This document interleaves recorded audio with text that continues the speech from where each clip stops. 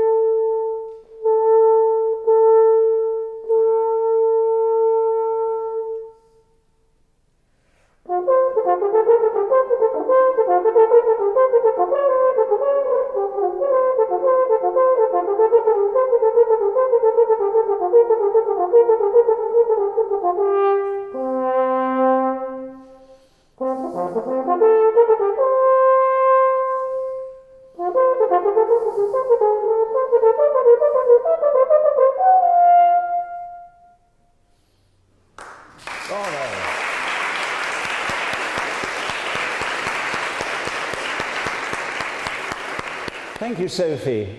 So began the 22nd of May, 1869, which was Wagner's 56th birthday.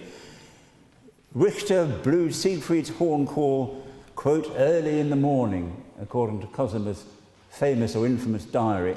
It runs through 1 million words if you can stay the course. And it's quite interesting to look at in terms of how Wagner celebrated his birthday. And I'm sure that Hans Richter didn't play it as well as that. So I'm delighted. Thank you, Sophie, very much. Well, good afternoon, ladies and gentlemen. How kind of you to come.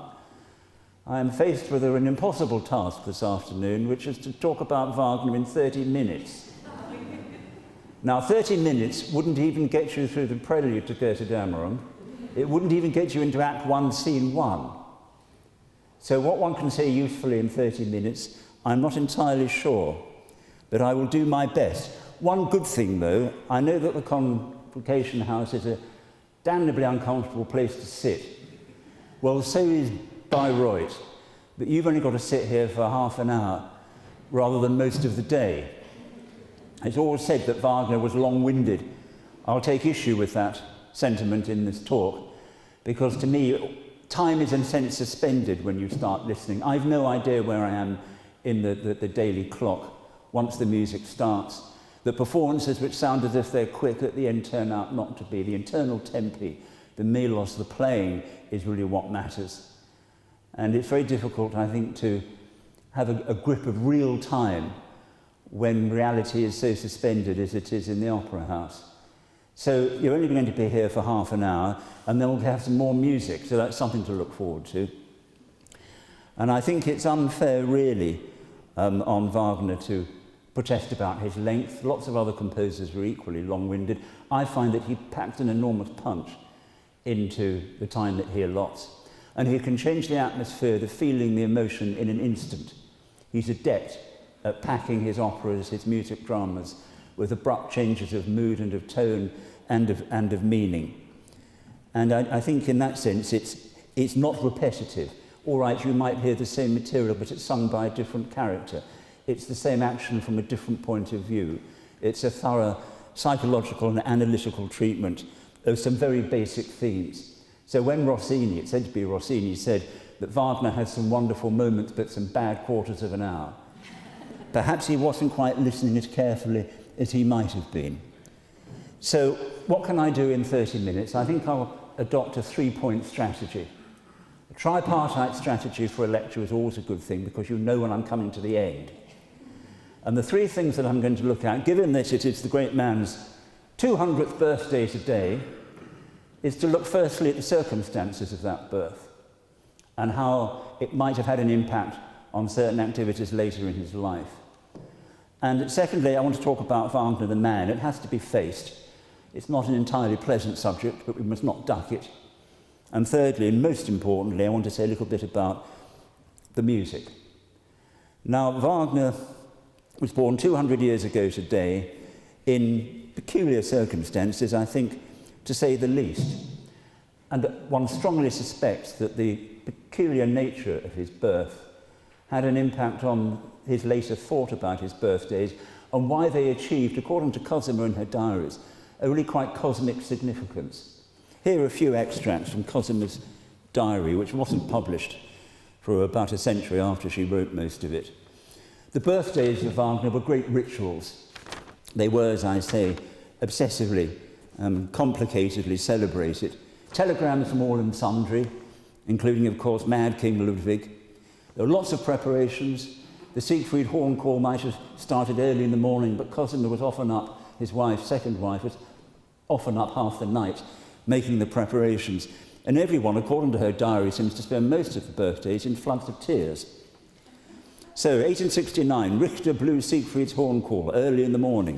1871, Cosima up at 4 o'clock in the morning to arrange everything, dressed as Sieglinde from the Valkyrie. Apparently, Wagner loved it when she dressed up as Sieglinde. It did something for him. In 1872, it poured with rain. This is Bayreuth. It often pours with rain. It's a very rainy climate. They laid the foundation stone of the Festspiel house in 1872 on the 22nd of May in the mud. In 1874, 61 candles were stuck in Wagner's bathtub by the children. Everyone was crying. 1875, 62 illuminated ballrooms in the hall. 1876, Cosima gives Richard a polar bear. I'm not quite sure about that. 1878, quote, many, many tears. 1880, not only tears, but also sobs. Richard says that he was born in 1813 and he's decided he's not in favour of the number 13. Well, it's a bit late to decide that, isn't it, in 1880. In 1881, there were fantasies all day. I wonder what the fantasies consisted of. I wonder. We shall probably never know, but Wagner was a great family man in that sense, perhaps not in others. When he was born, on the 22nd of May 1813, he was the 9th child, supposedly, of a police official, Karl Friedrich Wagner, and his wife, Johanna. But was he?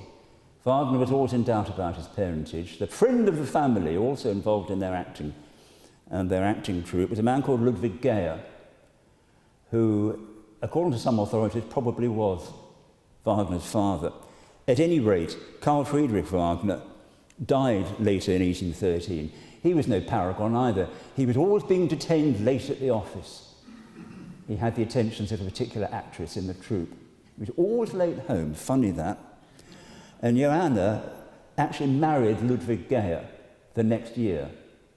And she undertook a perilous journey a couple of months after Wagner was born in the summer of 1813 across war-torn Saxony and Bohemia to visit him. And all this suggests very strongly that there was a romantic link.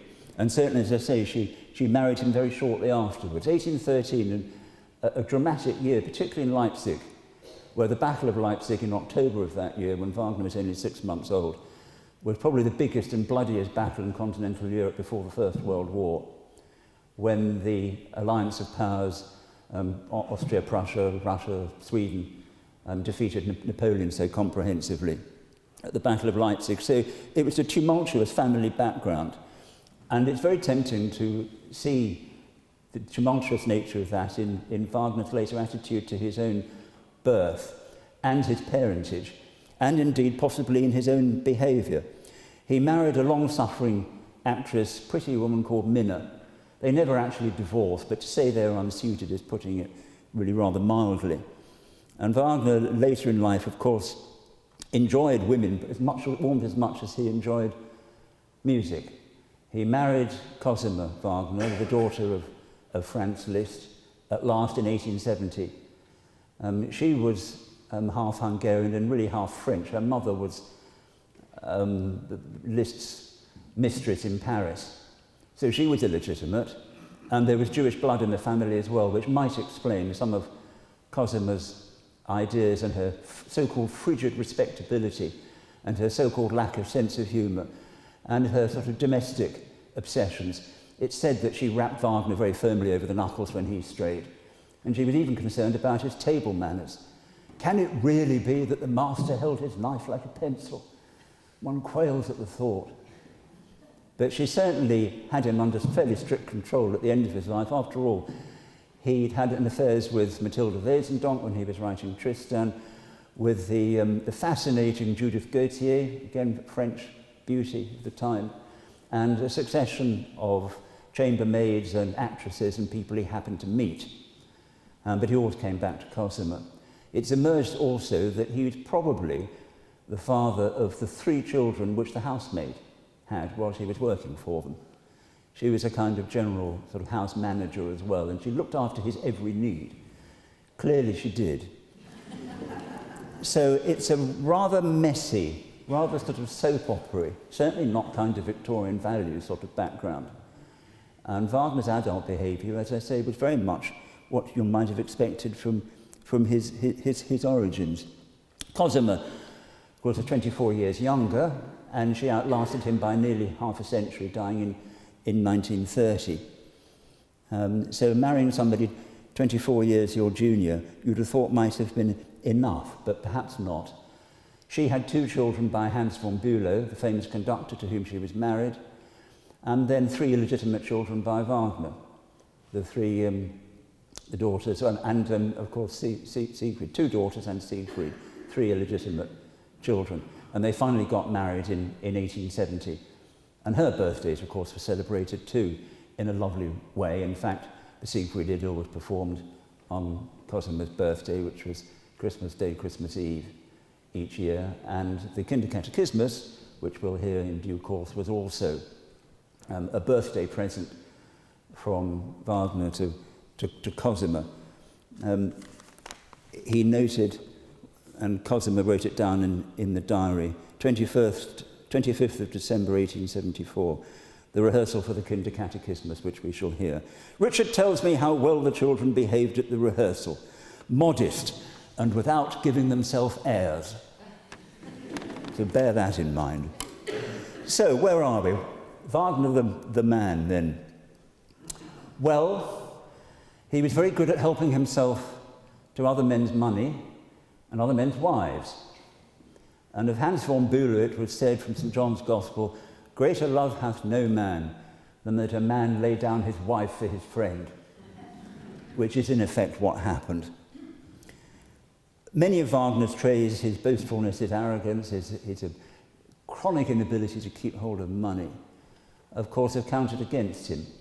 And it leads us to the great question, which I know I've discussed with at least 1 or 2 people in the audience, is, are great artists, capital G, capital A, are great artists allowed to be unpleasant people? Are they allowed to be bad men? Does it give them an excuse for bad behaviour? Well, it's hard to say, particularly when you're dealing with Richard Wagner, whose anti-Semitism has been much talked about, and his so-called links with the Nazi Party, although I find that a bit hard, because after all, he died exactly 50 years before Hitler came to power. So I don't think he can really be blamed directly for the Holocaust. If you want to read a very, very good analysis of Wagner's anti-Semitism, you can't do better than read the appendix to Brian McGee's book, Wagner and Philosophy, which is a magnificent and very sensitive attempt to understand Wagner's anti-Semitism and to understand that it's not to condone it. But he shows, I think, convincingly it was a very different kind of anti-Semitism, a cultural anti-Semitism from the one which was moulded by Hitler, completely different order and a completely different type. And the links with anti-Semitism and with the Nazis came mainly into the Wagner family, it seems to me, either through Cosima or through the British members of the household. Houston Stewart Chamberlain was one, and of course Winifred Wagner, who married Wagner's son Siegfried. They were the rabid anti-Semites and the sympathisers of Hitler. And Hitler, of course, did like the music, although it's always said that actually he preferred The Merry Widow, but wouldn't admit it. The Nazi officials were bored rigid by Wagner. They hated going to Bayreuth. They had to be driven in, more or less locked in, to hear master singers. And indeed, the performances of Wagner diminished in number all the way through the Third Reich. And the Nazi officials, and particularly Goebbels, declared that Parsifal was not a work to be encouraged, and indeed they never ever played it. So paradoxically, the Nazi years were not good for Wagner performance. And I wondered if Hitler had actually liked Shakespeare because of The Merchant of Venice and had been worshipped as an anti-Semite. Shakespeare would have gone down in everybody's estimation. It's a very tricky one. It has to be faced up to, and one certainly can't deal with it within 30 minutes, but I want it noted. Wagner, of course, was a left-wing agitator and almost hounded out of the country as a consequence. And he certainly railed against Oxford in terms of what it has become, in terms of it being an expensive closed shop. He wanted everybody to come and listen to his performances and not to charge them a lot of money. I mean, he made Bayreuth an impossible place to get to, simply because he didn't want it to turn into what Salzburg has become. And if people really wanted to hear the music, they had to make a pilgrimage to do so. And when he talked about the Ring being a preliminary evening and 3 days, I think that's what he meant, that we should take our time to take these works in, not to rush from the office for a 6 o'clock curtain up on a piece which is going to last till midnight. And at Bayreuth, that is what you do. The performance starts at 4 o'clock. Each interval is an hour long. You have time to walk about the gardens and reflect. So it really is a preliminary evening and 3 days, 4 days if you wish. But ladies and gentlemen, that's still shorter than a test match. So, if Wagner had been a nicer man, would he have achieved all this? He wrote all these operas, 10 mature operas, he wrote the libretti, he wrote the music, more or less built the sets, built the theatre, got the money together, set up the festival. I fancy that if he'd been a nicer, more compliant sort of person, perhaps none of that would ever have happened. I mean, he took enormous risks, both with other people and indeed with himself. He stopped writing The Ring after the second act of Siegried and laid down his pen for 10 years before going back to the composition of The Ring, because he thought he needed more experience, he needed to write other things. He had Tristan bursting out of him. But he had the nerve to wait 10 years before finishing The Ring in such dramatic style. Yes, he decided he'd write a simple opera that could be performed by any provincial opera house. It was easy to sing, no difficulty about it, staging simple. It would make a bit of money, and then he might be able to get back to The Ring of the Nibelung. So what did he compose? Tristan and Isolde, which has seen the end of several people, including, I always get nervous conducting bits of Tristan, 2 conductors died at more or less the same moment in Act 3. Merkel and Keilbert. It was just too much. Although with Felix Merkel, if you read the description of this, when he collapsed in the third act of Tristan, he had actually been shopping for the day during the afternoon before the performance, and he was a man, and I think going shopping probably was what did for him rather than conducting Tristan. I know what I would rather do. Anyway, you might think that's unduly flippant. So, if he wasn't Haydn, who was loved by all, if he was a difficult personality, if he was outrageous and egotistical and going off on money and women all the time, why do we spend all this money and all this effort to get ourselves to Bayreuth or to London, to sit there for hours on end listening to the performances of his music dramas? Well, the answer in one level, ladies and gentlemen, I think is simple. It's because of the music. That's why. It's because of the music, which affects people, those who are affected by it, in an inexplicable, deep, and really unparalleled way with any composer. Some people aren't affected by this at all, and some people actively hate it. Nietzsche turned against it in the end because he felt he was being manipulated. But I'm always pleased, ladies and gentlemen, to meet people who don't like Wagner, because the tickets are hard enough to get hold of as it is. And it's always nice to meet some more who aren't after them. And I think he's unique in his hold on the senses to those who are receptive to his music.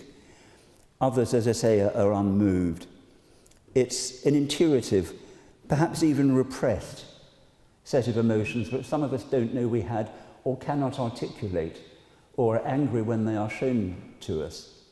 And that's why people faint in the opera house and get carried out and have a lifelong obsession, because it affects you in a deep and a way which is very often not possible to articulate, because it goes beyond words. And that is the purpose of Wagnerian music drama. It says in music what you cannot express in words. And in fact, one could go as far as to say that although he wrote the words himself, and the words are very important, it's in the music that the true meaning of the music dramas lies. And unless you can get inside the music, you won't appreciate it. This is why I've found that conducting Wagner, and certainly playing in an orchestra, doing a Wagner performance, you hear things which you'd never hear even on the best recordings. You hear the way that the music shifts bar to bar. It tells you a story. The action is in the orchestra pit. And I find this being lucky enough to having played in orchestral performances, amateur ones, of several Wagner operas. We were all in a complete state by the end of Tristan, as you can imagine. And at the end of Götterdämmerung, I really could not stand up. Cello is not an easy instrument to play at the best of time for long periods, and we really weren't able to stand. So I'd like to give just 3 very brief examples of the way in which Wagner's music can affect people. And I expect you know what I'm going to play. We're going to start with the Ring, the beginning of the Rheingold. And if you know the key of E flat, you know the first 136 bars of Rheingold. And that it affects some people in a way which they can't possibly explain. It's said that life came out of the water sometime during the Paleozoic.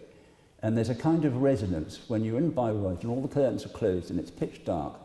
And then from the depths of the orchestra, and you don't see the orchestra because they're under the stage, you hear in the double basses a chord, in fact just a note, a single note, an octave of E flat. And 4 bars later, it's joined by the bassoons on the dominant, the B flat. And that goes on for another 12 bars. And at the moment you've only heard 2 notes. And then the 8th horn gives out an arpeggio in E flat.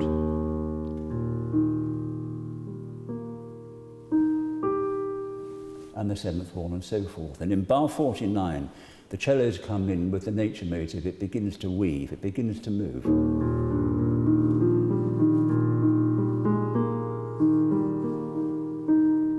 And so on.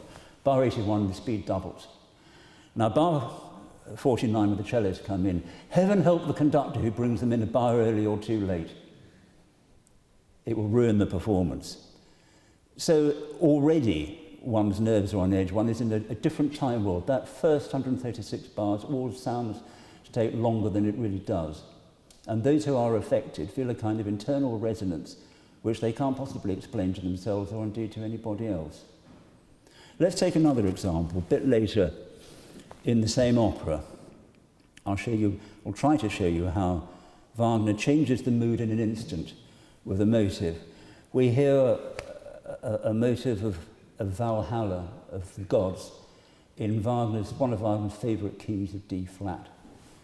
And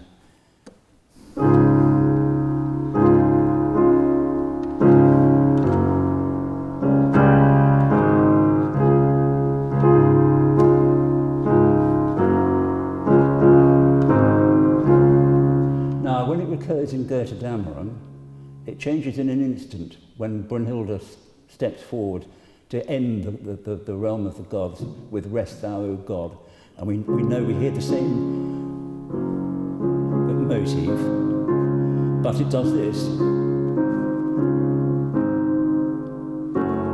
It goes to G flat minor, and a whole range of motives instantly come in, the downfall of the gods and the end of the world. Wagner said that the Ring is the beginning of the world, which we heard a few moments ago, and it's the end of the world, is that. And as I say, some people are affected by this and others are not. But few people are unaffected by my 3rd example, which changed the course of 19th century music. And music has never been the same since. And I think you know what I'm going to play.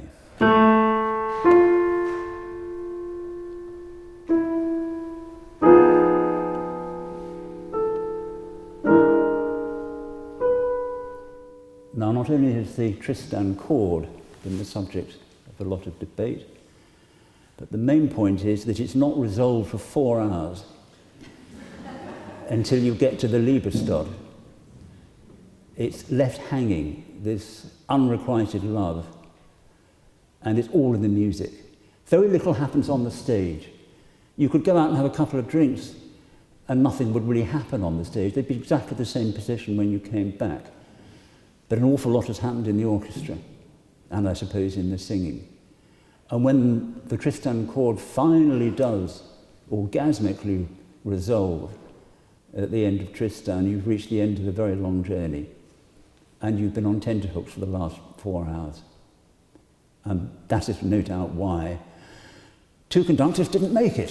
Where does it leave us for a conclusion? Because I've only got a couple of minutes. What did Wagner achieve? Well, he 12 mature operas, 12 mature music dramas, built by Reut, changed the face of music forever, said that more books have been written about Wagner than about Jesus Christ or Napoleon. But I'm sure that's not true. Some commentators continued, I think, to be very well worth reading on quite why Wagner gets it. Thomas Mann particularly, who is by no means uncritical. And it's said that Wagner's music is better than it can be played. It is a permanent quest. I think Wagner picked myth for a reason, which is why you're dealing with basic instincts, basic urges, love, power, gain, wealth, the rape of nature, and that's what keeps it current. That's why people keep coming back to these operas time and time again. Although I think one ought to respect the myth. The whole purpose of the myth is that you have characters who are everyman, who are enduring. I don't think Wagner needs to be placed in dinner jackets under the Hammersmith flyover to make the point, which is why you have so many daft and dopey productions by designers and producers with a concept. I think it's all in the music, despite really what Wagner said to the contrary. And bleeding chunks are not the way to listen to it. I think you have to listen to the whole thing and listen if possible, with an understanding of how the music is actually supposed to work. I mean, take, for example, The Ride of the Valkyries, which everybody knows. Or do they? It's nearly always played wrong. 8 conductors out of 10 get it wrong. It's interesting. It's in a 9/8. It's a triple structure. So it's if you sing it to the nonsense words, "I'm sick on the seesaw," the emphasis should be on the sick. So it's "I'm sick on the seesaw, sick on the seesaw, sick on the seesaw, sick on the swings," and that semiquaver needs to be really brief. What you often find is that the emphasis slips to the second beat, and I've known quite famous conductors lose it and not get it back, and you don't get that semiquaver, da-yum, da-da-dum. You get a kind of lazy triplet. So what you hear is da-da-da-da-da-da, da-da-da-da-da, da-da-da-da. Wagner annotates it in the score perfectly clearly, so why can't people read instructions? That is just a simple example. There is still work, therefore, even I find for amateurs to do, playing and conducting Wagner. So here we have a lot of loose ends. Wagner left a lot of loose ends. His musical and dramatic instincts, I think, were always paramount. For example, the great question of The Ring is that the Rhine-Gold was returned to the Rhine maidens. That was where we were waiting 15 hours to see this. And when it is returned, the gods still perish. They're not redeemed and rescued at all. And Wagner was asked, of course, countless times why this was the case, and he didn't make a very good job of explaining it. But when you hear the music, his musical dramatic instincts were right. It seems perfectly illogical, but correct and right. So Wagner got away with a great deal. I mean, take the Valkyrie. There's at least 1, possibly 2 cases of incest going on, full pelt in the Valkyrie. But people take him. Even nowadays, incest is regarded as a bit dodgy around the world, and certainly in civilized society. And yet, there is no problem. Nobody contests the love of Siegmund and Sieglinde, because it is so utterly genuine. And Wagner doesn't give us the consummation of it. He takes that as one of the most natural things in the world. So, even in a peculiar moral situation like that, I wonder what he would have made of, to take a modern theme, about same-sex marriage. I think he was so obsessed with women, it didn't occur to him that homosexuality was real, probably, or anybody would even think that. And after all, they tell me that every marriage is the same-sex marriage, because when you get married for a bit, the sex is all the same. Wagner always said, do something different. Do something different, and we will right now. But I would be prepared to bet a lot of money, although none of us will be here to see it, that his operas are still being discussed and argued about on his 300th birthday in 100 years' time. But you've heard enough of me waffling on at this point. Let's just have some more music. Let's just see if the children are going to be well-rehearsed, modest, and won't give themselves airs. And Wagner could write long pieces, he could also write short pieces. I put it all in the programme to save you listening to me any further. But this is 2.5 minutes, and it ends with the end of Goethe Dämmerung, which you'll get to in 2 minutes rather than 15 hours. So that is no doubt a good thing, and I'm delighted to welcome the Wagner Kinder to come and give us the Kinder-Katechismus.